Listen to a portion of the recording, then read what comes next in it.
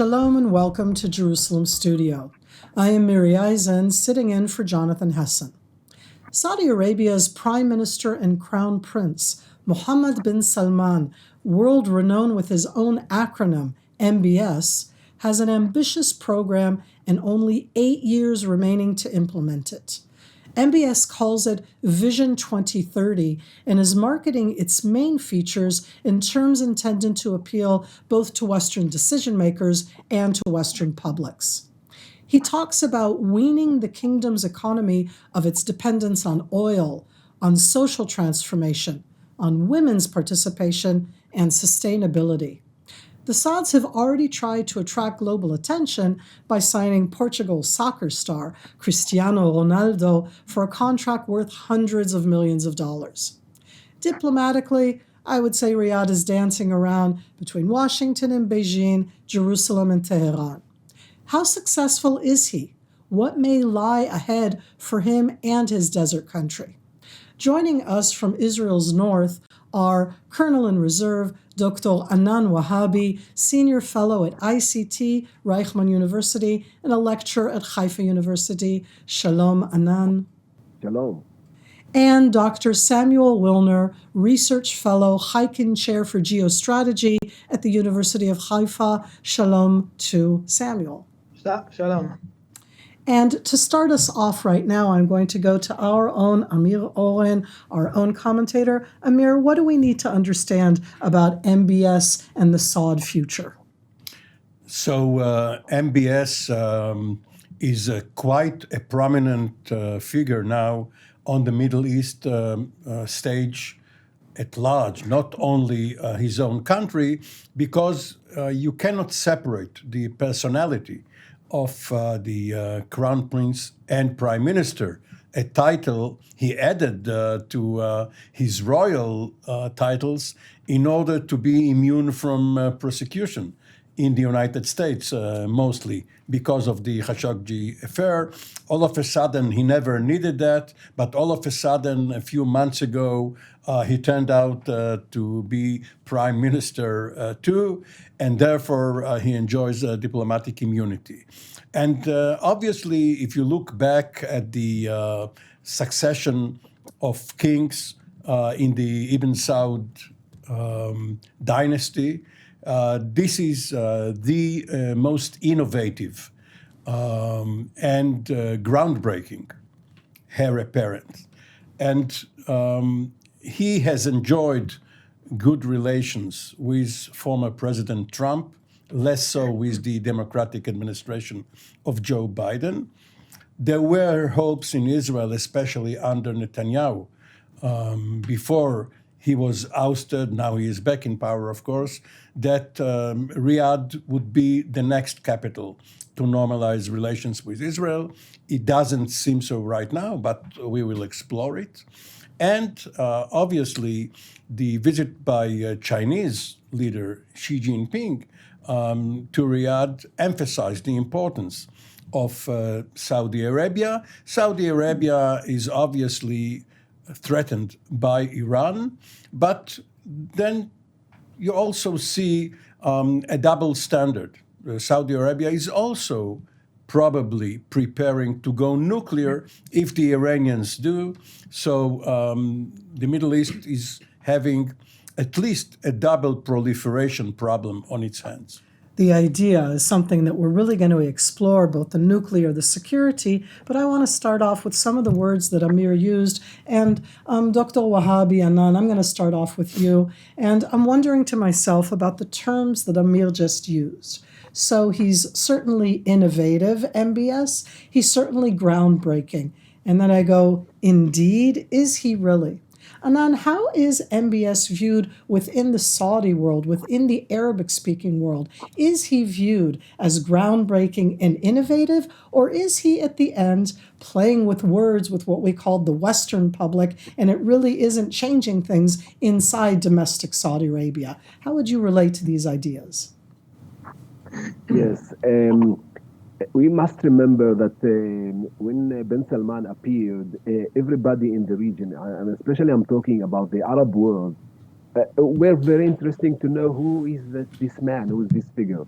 He is the beloved son of his mother, and therefore he was chosen from the white family to be the crown prince.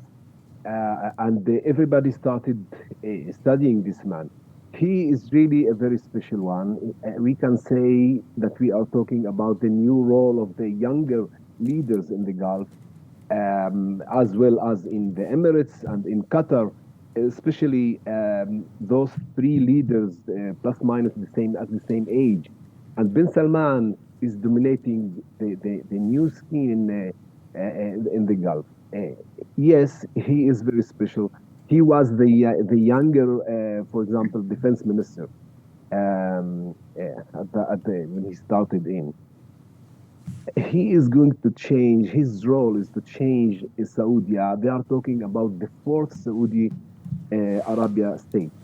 Means that he is going to liberate the country regarding women and a lot of interaction with the West, and as well normalizing with Israel. Yes, he is going to bring a very deep change. It's fascinating to hear it in that way. And as I go to you, Samuel, and I think about this, let's talk about Saudi Arabia in its arena, as Anand just mentioned, neighbors on the Gulf, and as a dominant country. We didn't always think of Saudi Arabia as being a dominant country in the greater Middle East. How do you think in that sense that MBS, this new Saudi Arabia, is changing its relationship within the arena that it's at with the Gulf countries, vis-a-vis Iran, perhaps vis-a-vis Israel? So definitely there's first of all, I would say that Saudi relations with Israel is based on the fact that Saudi Arabia wants to preserve its survival. It's much more decisive under bin Salman. It's more bold, it's more independent, and it wants to show that its decisions are sovereign. I agree that it's innovative, it's groundbreaking, but it all stems from this very fact. So assuming that what they want to do is to, as you said, it's a change itself, could you elaborate a bit more on how you view that change, that younger generation, when it comes to the relations with the countries around Saudi Arabia?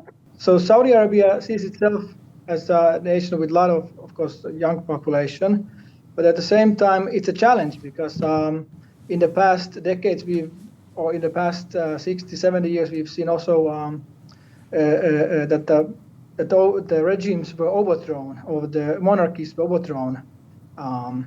This is a challenge that the royal family needs to think about all the time.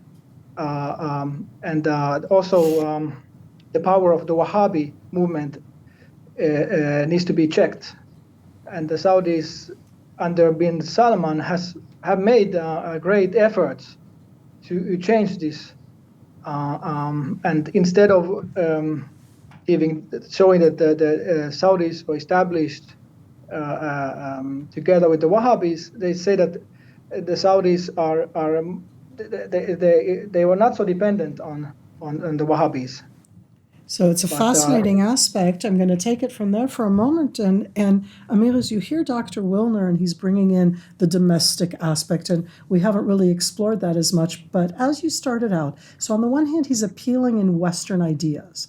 And then that question is, so does it really have a basis inside Saudi Arabia? And how does that relate around it? How would you tie these things together when we look at Saudi Arabia's challenges?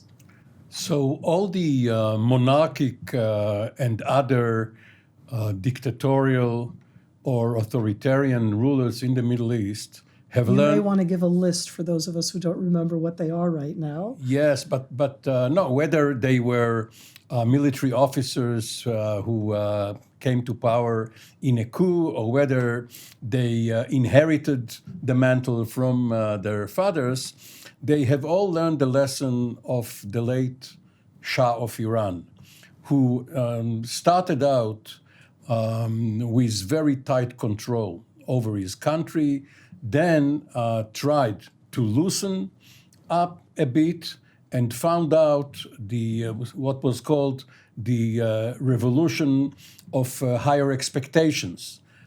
Because once you do open up gradually, and there is a new horizon for the middle classes, for students, for labor, then there is a danger, especially, of course, when religion is involved, that you will be toppled. So MBS is walking a very fine line. Yes, he is transforming Saudi society, especially as regards to women, the new vistas of Saudi women behind the wheel. Yeah, I'm one who 21st constantly century. questions that, right? Yes. But there is always this fear of subversion, perhaps led by outside forces, various provinces being torn from the kingdom. But the main problem for Saudi Arabia is that it is a petroleum powerhouse and a military midget.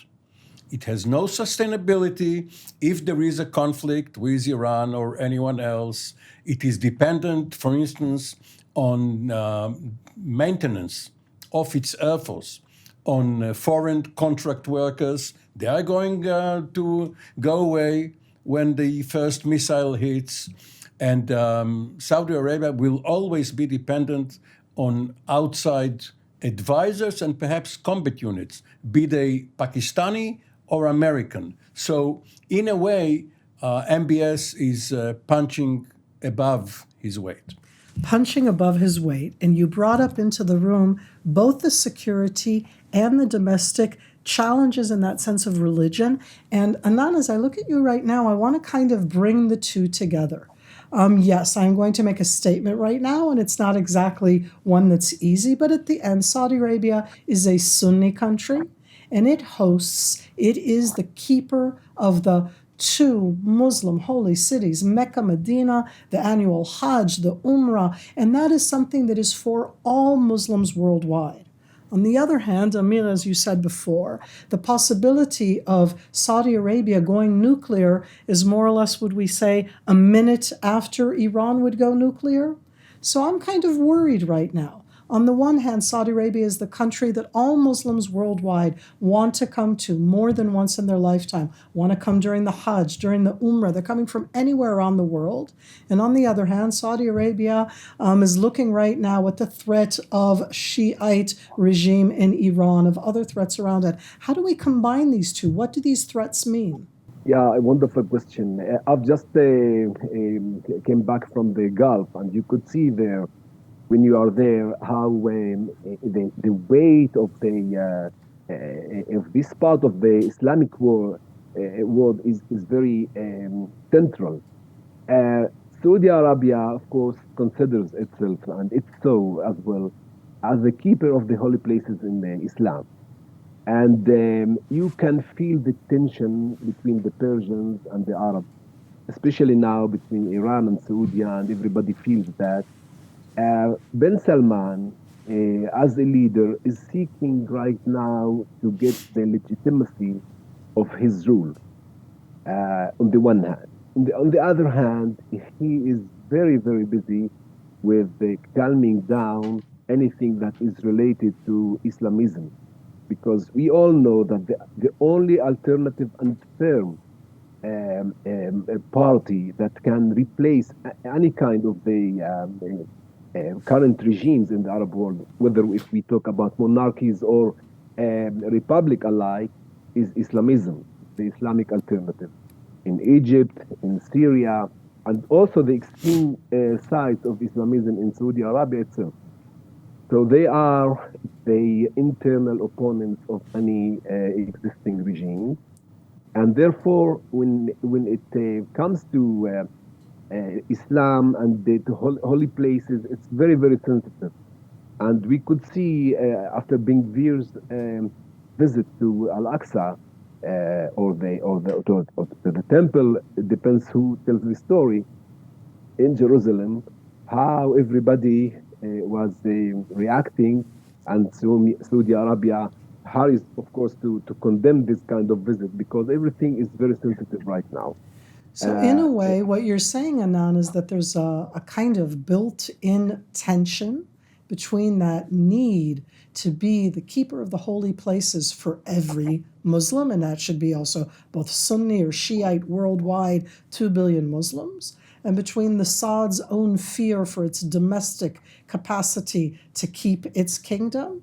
I'm going to take that sentence in that sense as I go, Dr. Wilner, and I look around and I think to myself, okay, so Saudi Arabia, in that sense, these two different tensions, that domestic one of being at the end a dictatorship that we call a kingdom. By the way, I do have to add, as the woman in the audience here right now, yay, so I can drive. Saudi Arabia is a very, very, very limiting country for women. Let's not put the driver's seat for the women into the fact that they're suddenly a liberal democracy. They're not for women.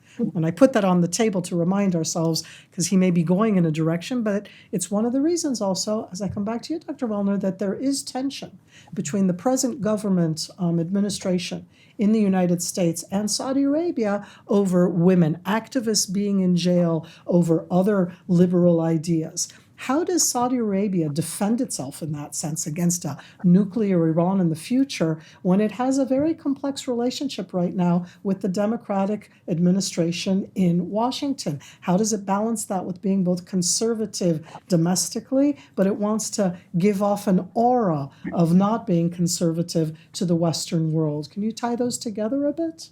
Well, right. The United States wants to put pressure on the Saudis on various fields. And of course, the human rights aspects is high on the agenda of the Democratic White House. But I think there's a missing of understanding in their side of how the Saudis work, what their real concerns are, especially in and the immense pressure that the kingdom has been, not only now but for a long time. And this is something that, especially now, the youthful population, that comes to pressure to changing inside, reducing the influence of the Wahhabi movement, and of course, trying to make as many changes inside Saudi Arabia as possible. But there's a lot of pressure, and I would like to also a little bit mention a few things about the budgetary pressures that it's a very population is growing very fast, and there's not enough money. And not enough money, as in they need to produce more oil to have more money. They need the price to go up. Right. Price to go up. I mean, there's talk that you need at least $80 per barrel, even 100 barrels. This is This is the issue that Biden administration wants to Saudis to increase production. At the same time, Saudis want to emphasize that it's their own sovereign decision, and their interests are on top of the agenda, not the United States with Russia, United States, Iran, United States human rights, or U.S. domestic political interests. When we look at it, though, Amir, and into what now just came in that sense, look at all of the elements that we have. We want to talk about MBS. We want to talk about changes. There are economic pressures. There's the youth growth, which is that bump throughout the Middle East. It's changing from oil. But wait a second. They're also the keeper of the holy places, Mecca and Medina. That's for Sunnis and Shiites. But wait a second, and we get to Iran. I can't avoid it. I'm sitting here in Jerusalem. I'm sitting here in Israel. We've had a change of government. Let's start out on this journey. So what does Israel think that Saudi Arabia could do different now? Can these changes really impact the relationship between Israel and Saudi Arabia? When you say Israel, you mean Netanyahu? That's where we are right now, absolutely. Well, the Israeli impact around the world, and especially in the Middle East, had a lot to do, historically, with the impression that Israel, the perception that Israel has a lot of clout in Washington. If Israel is perceived as being able to move Capitol Hill, as well as the administration, or even to play Capitol Hill Congress against the administration, then it finds open doors in the Middle East. This was true until President Biden came to power. It was also not true when Obama was the president and Biden was his vice president. So right now, what can Israel give Saudi Arabia that MBS would want from Netanyahu? We know what Netanyahu wants from MBS, but what can he give in return? Especially when the Abraham Accords are, as the Biden administration puts it, not a substitute to progress towards solving the Palestinian problem. So it seems as if the normalization process, even now, even a few days ago, there was the Negev Forum meeting again, which started at Sde Boker last year. But this is not a substitute. This is a way, without Saudi Arabia. Saudis were not participating. They were not there in Yes, the past but- either. Right. So right now, it doesn't seem as if the Israeli-Saudi effort would have any traction. So here we are, and we're looking at this. And Dr. Wahabi Anan, as I'm looking and I'm thinking to myself, let's continue with this Israel and Saudi Arabia. And I'm sitting here and going, Iran, because I can't ignore that. You just came back from the Gulf. You understand, I think, when we talk about the Abraham Accords, there's such a strong connection to the anti-regime of Iran, that nuclear problem. How would you tie this in here? What could we expect? Can there be a change on that issue? Yes, the anti-Iran common ground of the national interest of both countries and the other neighboring countries as well, the rejection of this Iranian expansion, is something very in the top line that we are sharing right now on this stage. Now we can see that, for example, after the visit of the White House security advisor, Mr. Sullivan, that arrived to Israel, he was talking about reducing the tension right now in Jerusalem in order to continue first containing Iran, the next step, and then working for achieving the peace agreement and normalization with Saudi Arabia. We think that we can see from here, and we also hear the news about the covert interaction between Israel and Saudi Arabia in a lot of issues, that what we share in common right now is to continue preparing the next step for the normalization. I think that the normalization with Saudi Arabia will not happen formally before, before the King Salman passes away, because he belongs to that generation that everything is related to the Palestinian issue. But maybe Ben Salman himself will be at the backside right now of the normalization, waiting to move on to a real change in the situation on the ground. We can see that the international atmosphere right now is upset. There's a regional also changes.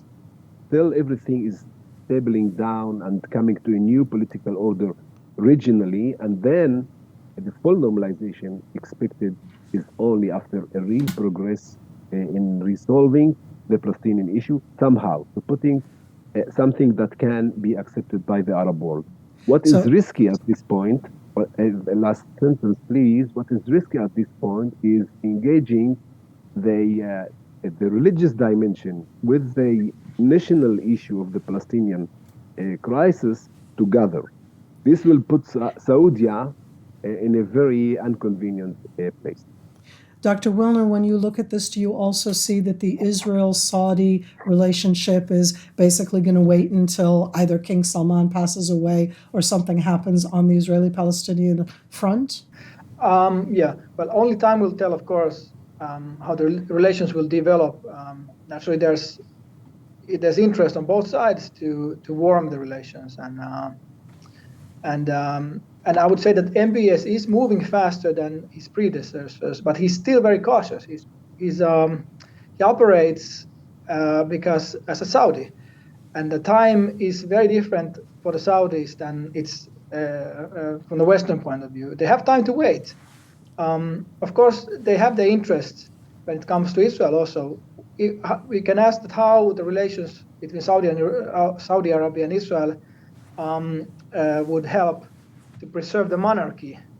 And if we talk about economic interests, but also military issues, I would sideline the Saudi relations with China. China provides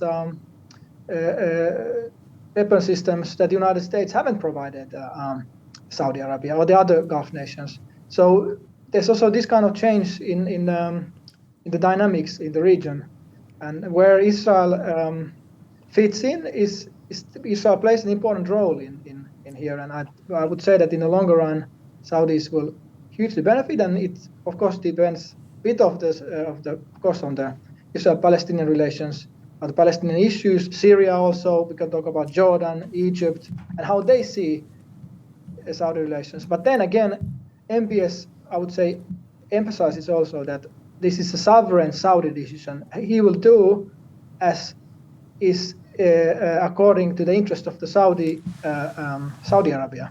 Absolutely. Thank you so much for that. I'm going to stop you there. Amir, what would we say at the end of this program to where we're going? Right now, a holding pattern. The Saudis fear Iran, but Israel wants to put the fear of God or Allah into Iran. So they are not really on the same page. Well, with these ideas, as we talk about Saudi Arabia, I want to thank our two panelists. I want to thank Amir Oren. I want to thank you. And thank you again for joining us in Jerusalem studio.